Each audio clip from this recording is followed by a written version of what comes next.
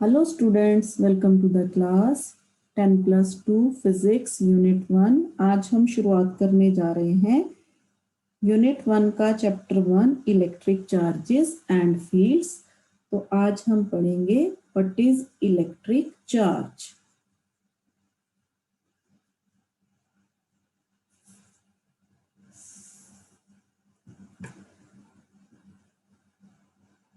In 600 BC the Greek philosopher Thales जो थे उन्होंने ऑब्जर्व किया कि amber when rubbed with wool acquires the property of attracting objects like small bits of paper, dry leaves, dust, etc.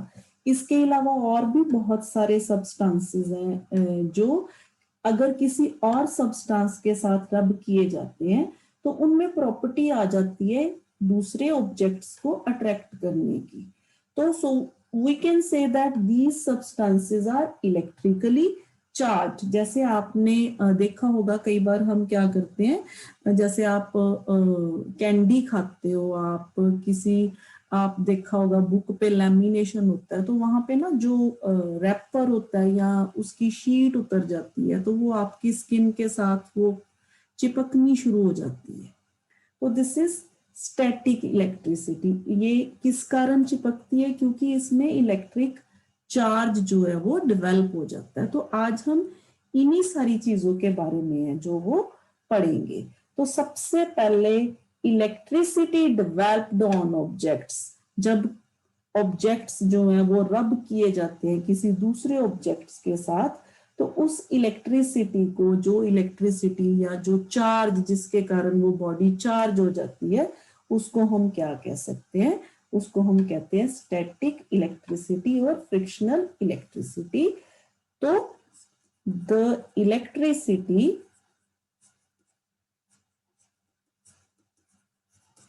developed on objects when they are rubbed with each other is called frictional electricity।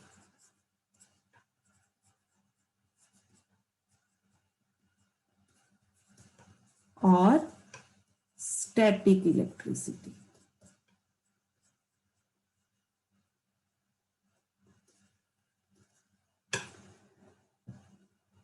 तो static electricity का cause क्या है, कारण क्या है? तो हमें पता है कि जो एटम है वो एक्चुअली एटम क्या होता है? न्यूट्रल होता है। एटम के न्यूक्लियस में प्रोटॉन्स और न्यूट्रॉन्स होते हैं और इलेक्ट्रॉन्स जो हैं वो बाहर ऑर्बिट्स में क्या करते हैं? रिवॉल्व करते हैं। इलेक्ट्रॉन्स जो हैं वो ऑर्बिट्स में रिवॉल्व कर रहे होते हैं। तो basically transference of electrons is the cause of frictional electricity. यानी कि अगर किसी सब्सटेंस से, किसी ऑब्जेक्ट से इलेक्ट्रॉन्स जो हैं वो एटम को छोड़ के चले जाते हैं तो एटम के पास इलेक्ट्रॉन्स जो हैं प्रोटॉन्स के मुकाबले कम हो जाते हैं। तो इनकी वजह से एटम जो है वो उसके ऊपर पॉजिटिव चार्ज आ जाता है। इसी तरह से इलेक्ट्रॉन्स अगर एक एटम को छोड़ के किसी दूसरे एटम की तरफ चले जाते हैं तो वहां पे प्रोटॉन्स के मुकाबले जो इलेक्ट्रॉन्स है वो बढ़ जाते हैं, तो उसके ऊपर नेगेटिव चार्ज आ जाता है। क्योंकि बेसिकली प्रोटॉन और इलेक्ट्रॉन्स ये दोनों क्या होते हैं? प्रोटॉन एंड इलेक्ट्रॉन्स ये सेम अमाउंट में होते हैं तो जो एटम है वो न्यूट्रल होता है। अगर मान लीजिए इलेक्ट्रॉन्स बढ़ जाते हैं, क्योंकि प्रोटॉन्स को कम या ज्यादा करना ये पॉसिबल नहीं है। इलेक्ट्रॉन्स को हम ट्रांसफर कर सकते हैं इजीली एक एटम से दूसरे एटम में, तो प्रोटॉन फिक्स रहता है न्यूक्लियस में। सिर्फ इलेक्ट्रॉन्स जो है वो एक एटम से दूसरे एटम में ट्रांसफर हो सकता है। तो इलेक्ट्रॉन की वजह से चार्ज जो है वो जनरेट होता है, जहां से इलेक्ट्रॉन जाते हैं वो पॉजिटिवली चार्ज हो जाता है, और जिस ऑब्जेक्ट में इलेक्ट्रॉन ट्रांसफर होते हैं वो नेगेटिवली चार्ज जो है वो हो जाता है। तो ये हो गया हमारे पास इलेक्ट्रिसिटी, स्टैटिक इलेक्ट्रिसिटी का मेन कारण। अब हम देखेंगे कि व्हाट इज इलेक्ट्रिक चार्ज। तो इलेक्ट्रिक चार्ज क्या हो गया, this is positive and negative, इसको हम बोलते हैं चार्ज। तो इलेक्ट्रिक चार्ज क्या हुआ फिर, इलेक्ट्रिक चार्ज। अब हम बहुत सारी ऐसी चीजें देखेंगे, एक्सपीरियंस करेंगे ऐसी चीजें कि अगर हम पॉजिटिव को पॉजिटिव की तरफ लाते हैं, मान लीजिए किसी बॉडी को हमने फ्रिक्शनल इलेक्ट्रिसिटी की मदद से, स्टैटिक इलेक्ट्रिसिटी की मदद से मान लीजिए कोई बॉडी पॉजिटिवली चार्ज हो जाती है, अगर हम उस बॉडी को किसी पॉजिटिवली चार्ज बॉडी के पास लाते हैं तो वो एक दूसरे को रिपेल करते हैं। इसी तरह से अगर नेगेटिवली चार्ज बॉडी को किसी नेगेटिवली चार्ज बॉडी के पास लेके आते हैं तो वो भी एक दूसरे को रिपेल करते हैं। पॉजिटिव को नेगेटिव के पास लेके आएंगे तो वो एक दूसरे को अट्रैक्ट करेंगे। तो ये क्या है, ये प्रॉपर्टी है किसी भी चार्ज की, अट्रैक्शन, रिपल्शन, फोर्स। ये क्या है, ये भी फोर्स है, रिपल्शन भी है क्या, रिपल्सिव फोर्स है, अट्रैक्शन भी क्या है, अट्रैक्टिव फोर्स है। तो इसी प्रॉपर्टी के बेस पे हम इलेक्ट्रिक चार्ज है जो उसको क्या करेंगे, डिफाइन करेंगे। तो what is electric charge, the property of material, property of material by which it exerts or experience electric force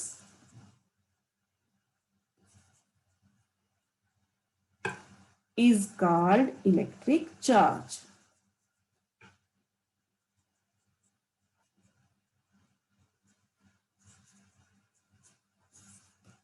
तो ये हमारे पास हो गया इलेक्ट्रिक चार्ज, एक पॉजिटिव और दूसरा नेगेटिव।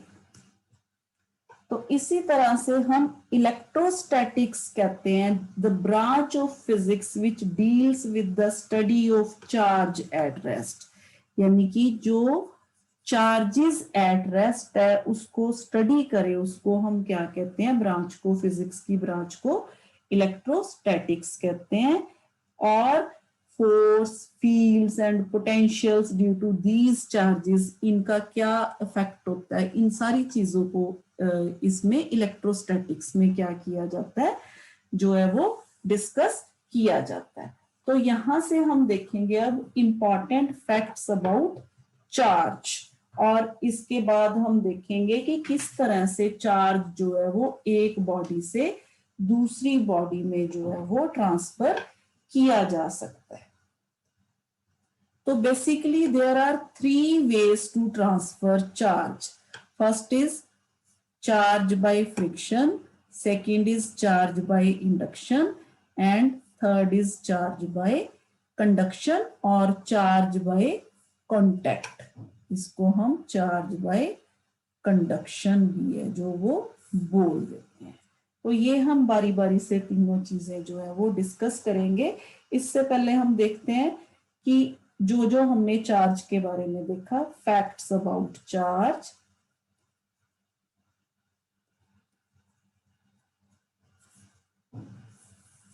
सबसे पहले हमने देखा कि 2 टाइप्स ऑफ चार्जेस हैं, पॉजिटिव एंड नेगेटिव।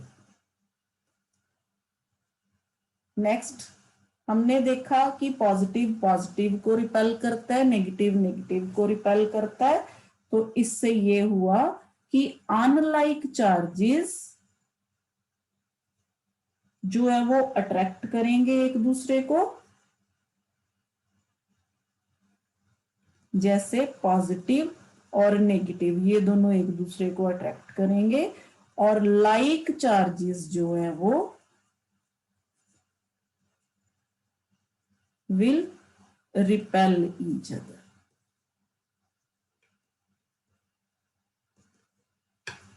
इसी तरह से ये हमने देखा कि नॉर्मली जो मटेरियल्स होते हैं वो इलेक्ट्रिकली न्यूट्रल होते हैं, यानी कि नंबर ऑफ प्रोटॉन्स और नंबर ऑफ इलेक्ट्रॉन्स सेम होते हैं, तो एटम जो है वो हम उसको क्या बोलते हैं, न्यूट्रल बोलते हैं, इलेक्ट्रिकली न्यूट्रल। ठीक है, ये सारी चीजें हमें दिमाग में रखनी है। इसी तरह से bye rubbing only electrons can leave the material, जैसे मैंने आपको भी बताया था कि प्रोटॉन हमेशा फिक्स रहते हैं, तो bye rubbing electrons can leave the material.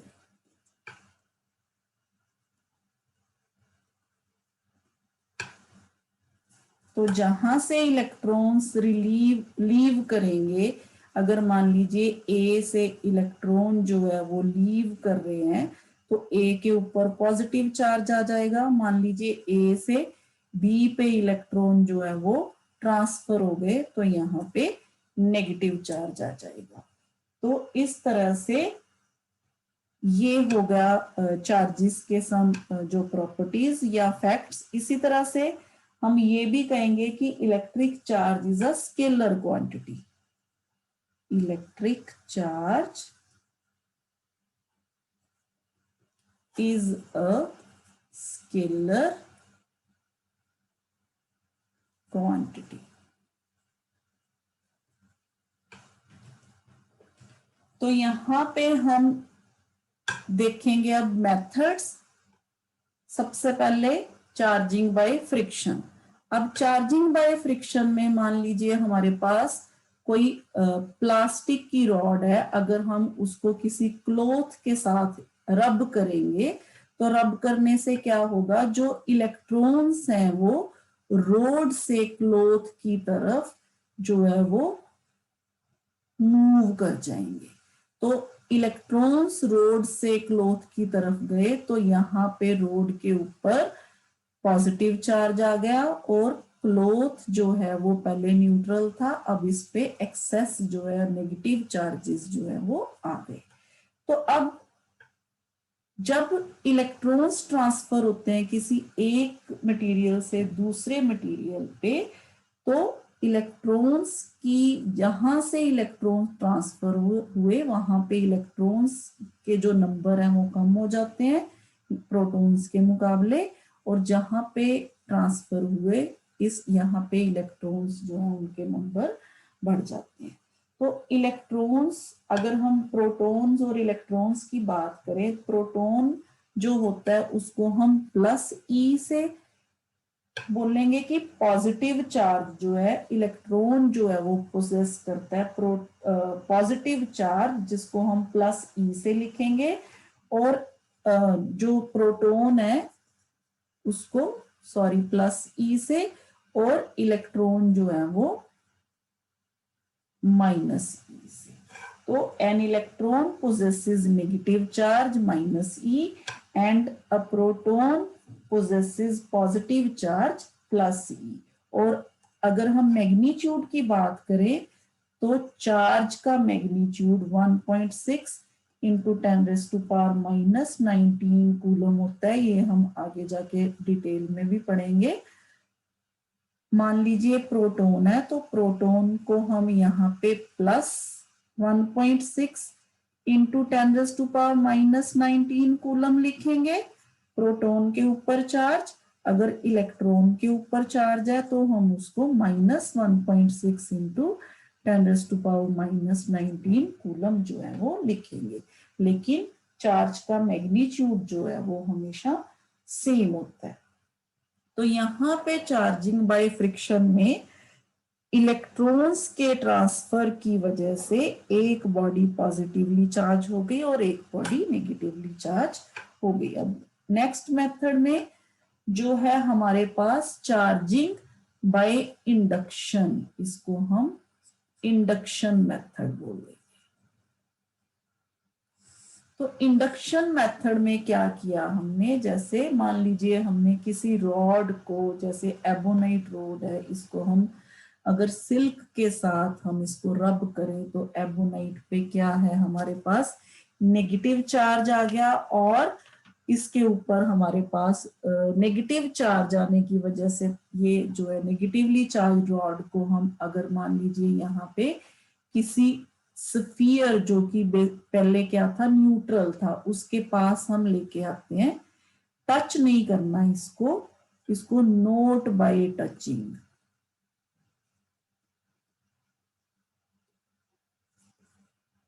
मतलब दूर दूर रखना है यहाँ पे, इसमें ये थोड़ा डिस्टेंस होना चाहिए। तो क्या होगा, ये जो मेटल का स्फीयर है क्योंकि ये बेसिकली न्यूट्रल था, इस पे number of protons and number of electrons same थे। अब क्या हुआ, ये नेगेटिव चार्ज की वजह से जो पॉजिटिव चार्ज है वो नेगेटिव की तरफ अट्रैक्ट हो गया, यानी कि एबोनाइट रोड ने पॉजिटिव चार्ज को अपनी तरफ क्या किया, अट्रैक्ट किया, और जो नेगेटिव चार्ज है वो रिपेल होके यहाँ पे दूसरी साइड पे मेटल स्फीयर के यहाँ पे है जो वो इकट्ठा होना शुरू हो गया। तो यहाँ हम क्या करते हैं, इस पॉइंट पे जाके हम या तो यहाँ अपने हाथ से थोड़ा सा यहाँ पे टच कर देंगे। अगर हम टच करेंगे तो ये चार्ज है जो सारा हमारी बॉडी के थ्रू यहाँ ग्राउंड में जो है वो सारा चला जाएगा। तो इस तरह से जो नेगेटिव चार्ज है यहाँ पे इस एंड पे वो ग्राउंड हो गया, और यहाँ पे सिर्फ पॉजिटिव चार्ज जो है वो स्फीयर पे रह गया। अब हम इस रॉड को जो है वो साइड पे कर लेते हैं, हटा लेते हैं यहाँ से। तो ये जो पॉजिटिव चार्ज है ये सारे स्फीयर के ऊपर इवनली डिस्ट्रीब्यूट हो जाता है। तो this is charging by induction. इस तरह से हमने मेटल स्फीयर जो कि पहले शुरू में न्यूट्रल था, हमने इसको पॉजिटिवली चार्ज जो है वो बना दिया। इसी तरह से अगर हम मान लीजिए किसी न्यूट्रल जो है स्फीयर के पास पॉजिटिवली चार्ज जो है वो रोड लेके आए, जैसे मान लीजिए ग्लास रॉड है, ग्लास रॉड को अगर आप सिल्क के साथ रब करोगे तो उस पर पॉजिटिव चार्ज जो है वो डेवलप हो जाता है। तो अगर आप यहाँ पे ग्लास रॉड लेके आओगे तो यहाँ पे नेगेटिव चार्ज इंड्यूस हो गया और इस तरफ पॉजिटिव चार्ज जो है वो चला गया। तो सेम इसी वे से हम यहाँ पे अगर टच करेंगे या इसको ग्राउंड कर देंगे तो ये सारा पॉजिटिव चार्ज है वो जो ग्राउंड हो जाएगा, और जो स्फीयर है वो नेगेटिवली चार्ज जो है वो हो जाएगा। तो इस तरह से हम किसी भी बॉडी को चार्ज कर सकते हैं, या तो पॉजिटिव चार्ज दे सकते हैं या नेगेटिव चार्ज दे सकते हैं बाय इंडक्शन मेथड। और इंडक्शन मेथड में क्या होता है, अगर हम पॉजिटिवली चार्ज बॉडी किसी न्यूट्रल ऑब्जेक्ट के पास लेके आते हैं तो वो बॉडी नेगेटिवली चार्ज हो जाती है, यानी कि ऑपोजिट चार्ज आ जाता है इस पे। और अगर हम नेगेटिवली चार्ज बॉडी लेके आए हैं तो वो बॉडी पॉजिटिवली चार्ज जो है वो हो जाती है। तो this is charging by induction. इसी तरह से third method is charging by conduction. Conduction में क्या होगा, हम पॉजिटिवली चार्ज ग्लास रॉड अगर किसी मेटल स्फीयर को टच करेंगे, दिस इज बाय कॉन्टैक्ट, यानी कि यहाँ पे हमने इसको कांटेक्ट करना है, इसको टच करना है इस पे, तो ये जो चार्ज है ये फ्लो हो जाएगा इस मेटल पे। तो ये आपने इलेक्ट्रोस्कोप के बारे में जो है वो पढ़ा होगा, इलेक्ट्रोस्कोप में क्या होता है, इस तरह से जैसे फॉयल होती है, सिल्वर फॉयल होती है ना, उसको फोल्ड करके क्या करते हैं, यहाँ पे अगर मान लीजिए इस एंड पे लगा दिया, तो जब कोई बॉडी, चार्ज बॉडी यहाँ पे टच की जाती है तो इसके दोनों सिरों पे सेम चार्ज होने की वजह से ये दोनों जो सिरे होते हैं एक दूसरे को क्या करते हैं, रिपेल करते हैं। तो अगर मान लीजिए इस तरह से फॉइल है, यहाँ पे पॉजिटिव चार्ज आ गया तो वो इस तरह से खुल जाएगी, ये दोनों एक दूसरे को क्या करेंगे, रिपेल करना शुरू कर देंगे। तो this is main method charging by conduction. तो an electroscope can be given a net charge by conduction when it is touched with a charged object, the excess charges flow freely onto the electroscope. Electroscope इसकी एक example है charging by conduction की। तो ये हो गए हमारे पास तीनों मेथड जिससे हम किसी भी बॉडी को क्या कर सकते हैं, चार्ज कर सकते हैं। अब अगर चार्जिंग बाय कंडक्शन में देखोगे आप, तो कंडक्शन में सेम चार्ज डेवलप होगा। जैसे हमने इंडक्शन में देखा था कि बॉडी पे ऑपोजिट चार्ज डेवलप हुआ, तो यहाँ पे अगर हम पॉजिटिवली चार्ज बॉडी किसी मेटल के पास लेके आएंगे तो ये बॉडी भी है जो वो पॉजिटिवली चार्ज होगी। अगर हम नेगेटिवली चार्ज बॉडी लेके आएंगे तो ये बॉडी भी है जो वो नेगेटिवली चार्ज जो है वो हो जाएगी।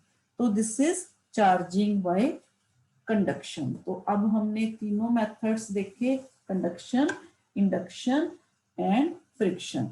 अब हम देखेंगे some basic properties of charge. What are basic properties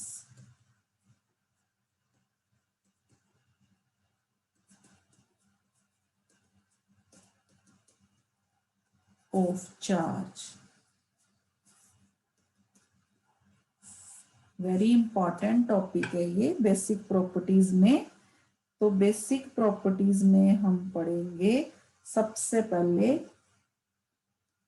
इसकी property, charge is additive in nature. Charge is additive in nature. जिस तरह से मास जो है एडिटिव जो प्रॉपर्टी है पोजेस करता है, इसी तरह से जो चार्ज है वो भी क्या है, एडिटिव जो प्रॉपर्टी है वो पोजेस करता है। तो charge is additive in nature में हम ये कहेंगे कि मान लीजिए हमारे पास कोई बॉडी है तो उस पे अलग अलग चार्जेस हैं किसी बॉडी पे, यानी कि मान लीजिए जैसे हमने कहा कि चार्ज इज स्केलर क्वांटिटी, तो it means charges are scalars like the mass of a body and are added by simple laws of mathematics. अब हम अगर मान लीजिए एक सिस्टम है, सिस्टम कंटेन्स n चार्जेस, कोई सिस्टम है मान लीजिए उसमें n चार्जेस हैं, if a system contains n charges यानी कि Q1, Q2 so on Qn charges. तो अब हमें पता है charge has magnitude only but no direction similar to mass.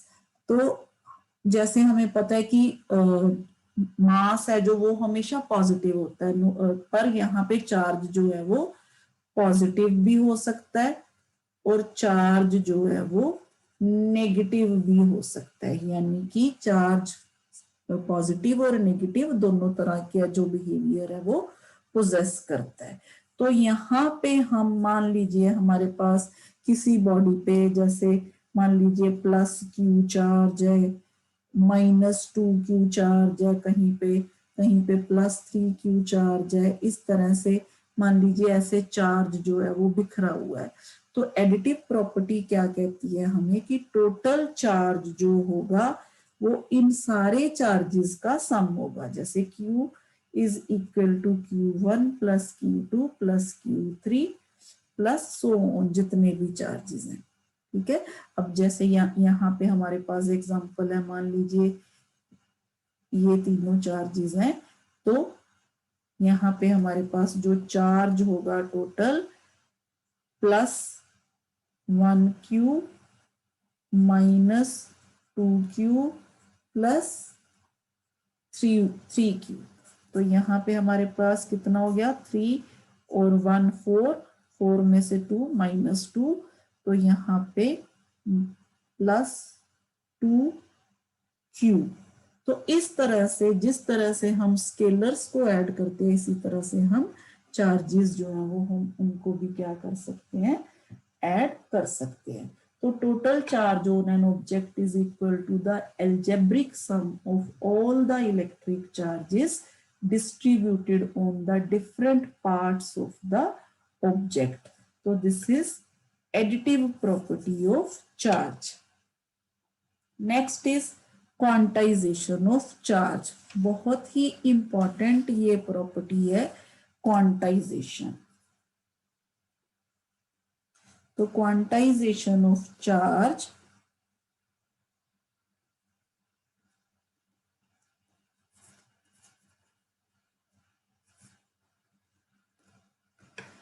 तो ये प्रॉपर्टी हमें क्या कहती है, quantization of electric charge is the property by virtue of which the charge on a body is integral multiple of a basic unit of charge on an electron और proton. जैसे कि मैंने आपको भी बताया था, मान लीजिए ये हमारे पास ए बॉडी है, ये हमारे पास बी बॉडी है, ठीक है। अब ए से इलेक्ट्रॉन्स ट्रांसफर होके बी की तरफ गए, मान लीजिए यहां से एक इलेक्ट्रॉन ट्रांसफर हुआ, तो इसके ऊपर नेगेटिव और इसके ऊपर पॉजिटिव चार्ज आ गया, ठीक है।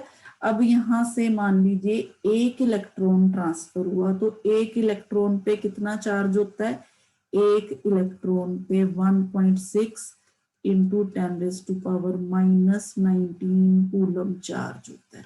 तो अगर एक इलेक्ट्रॉन यहां से ट्रांसफर हुआ, तो इसके ऊपर माइनस चल जाने की वजह से, नेगेटिव जाने की वजह से, इलेक्ट्रॉन जाने की वजह से ए बॉडी पे प्लस ई चार्ज डेवलप हो गया, इसी तरह से बी बॉडी पे माइनस ई चार्ज डेवलप हो गया बी बॉडी पे, ठीक है। अब मान लीजिए यहां से दो इलेक्ट्रॉन्स, एक और इलेक्ट्रॉन्स चला गया, तो यहाँ पे 2e, यहाँ पे भी 2e। अब मान लीजिए यहां से 3 इलेक्ट्रॉन चले गए, तो यहाँ पे 3e, यहाँ पे भी 3e। अगर 4 चले गए, तो यहाँ पे भी 4e, यहाँ पे भी 4e, यानी कि integral number of basic charge on electron और प्रोटॉन। तो this is quantization of charge. तो it is the property by virtue of which the charge on a body is integral multiple of a basic unit of charge, यानी कि Q हमेशा n multiplied by E होगा।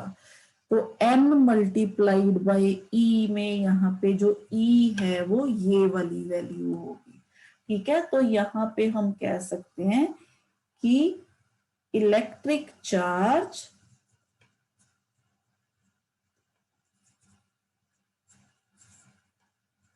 on a body is always an integral multiple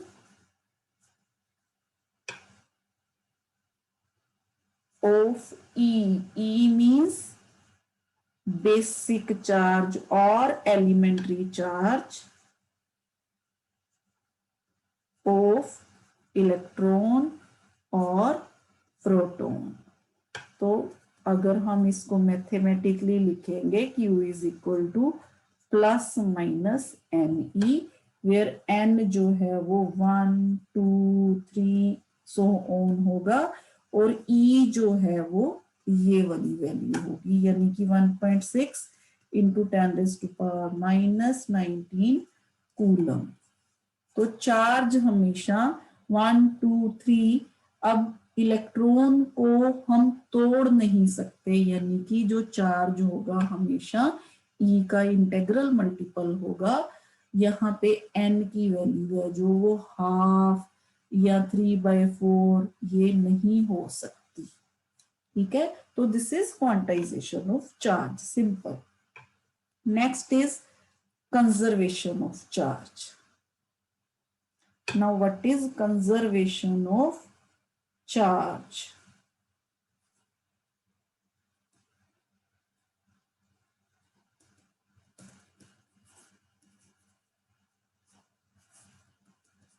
Very simple। यहाँ पे भी अगर हम किसी आइसोलेटेड सिस्टम की बात करें, मान लीजिए वहां पे हमारे पास 2 ऑब्जेक्ट्स हैं, 2 बॉडीज हैं, एक बॉडी ए है और दूसरी बॉडी जो है वो बी है। हम चार्ज की बात करें, कंजर्वेशन की बात करें, तो conservation of charge is the property by virtue of which total charge of an isolated system always remains constant or conserved। isolated system means जिसपे बाहर से कोई एक्सटर्नल इन्फ्लुएंस जो है वो नहीं होता, ठीक है।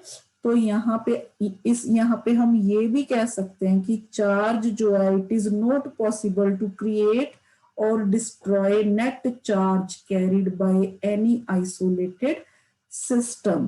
So it is the property by virtue of which the total charge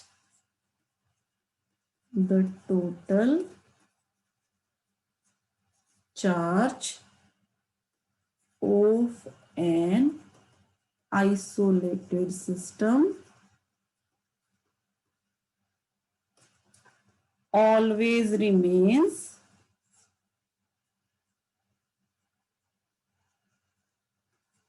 conserved or constant।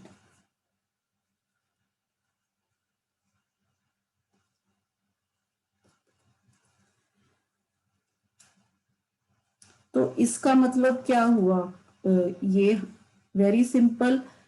मान लीजिए ये आइसोलेटेड सिस्टम है, इसी तरह से ए और बी ये आइसोलेटेड सिस्टम है, इसमें ए ऑब्जेक्ट और बी ऑब्जेक्ट है।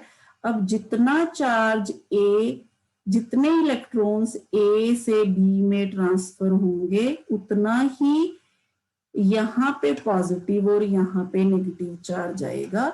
यानी कि कोई चार्ज ना ही बाहर से आ रहा है और ना ही कोई चार्ज बाहर को जा रहा है, ए से बी की तरफ ही ट्रांसफर हो रहा है। यानी कि या तो ए बी को चार्ज ट्रांसफर कर सकता है या बी ए को चार्ज जो है वो ट्रांसफर कर सकता है। अगर ए से इलेक्ट्रॉन्स बी की तरफ जाते हैं तो ए पॉजिटिवली चार्ज हो जाता है, बी नेगेटिवली। इसके उलट अगर बी से इलेक्ट्रॉन्स ए की तरफ जाते हैं तो ए नेगेटिवली चार्ज हो पॉजिटिवली चार्ज हो जाएगा और बी जो है पॉजिटिवली और ए जो है वो नेगेटिवली चार्ज जो है वो हो जाएगा। तो ये हमें बताते हैं कंजर्वेशन ऑफ चार्ज के बारे में। तो इसी तरह से in the phenomena of pair production, जो पेयर प्रोडक्शन होता है गामा रे जो होती हैं उसमें से a gamma ray photon materializes into an electron and a positron having total charge minus E or plus C यानी कि 0, which is the initial charge on a photon। जो गामा जो है उससे इस तरह से ये पेयर प्रोडक्शन जो है हम उसको बोलते हैं, which is the initial charge on a photon minus E और प्लस ई। तो इस तरह से इसी तरह से रेडियो एक्टिव डीके की अगर आप बात करें, इन रेडियो एक्टिव डीके अगर हम यूरेनियम 238 का न्यूक्लियस जो होता है वो जो ट्रांसफॉर्म होता है थोड़ा जो इस तरह से यूरेनियम,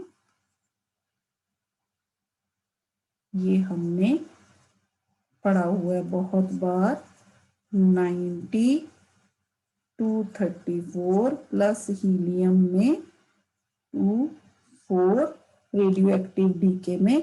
तो आप देखोगे यहाँ पे भी जो है चार्ज हमेशा कंजर्व रहता है, यहाँ पे 92 90 और यहाँ पे 2 चलेगी। इसी तरह से न्यूक्लियर ट्रांसफॉर्मेशन में charge number is always conserve. जैसे हमारे पास यहाँ पे एग्जांपल, कोई भी हम रिएक्शन अगर हम लेते हैं, जैसे ये हमारे पास एग्जांपल है, यहाँ पे 14 प्लस हीलियम, तो यहाँ से ऑक्सीजन और हाइड्रोजन। तो यहाँ पे भी अगर आप देखोगे तो चार्ज है वो हमेशा बिफोर एंड आफ्टर रिएक्शन जो चार्ज है वो हमेशा क्या रहता है, कंजर्व रहता है। तो this is conservation of charge. तो आज हमने चार्ज के बारे में पढ़ा, उसकी बेसिक प्रॉपर्टीज के बारे में पढ़ा। इसके बाद हम पढ़ेंगे एक और इंटरेस्टिंग टॉपिक जो है कूलम्स लॉ इन इलेक्ट्रोस्टैटिक्स। तो आज के लिए इतना ही। Thank you.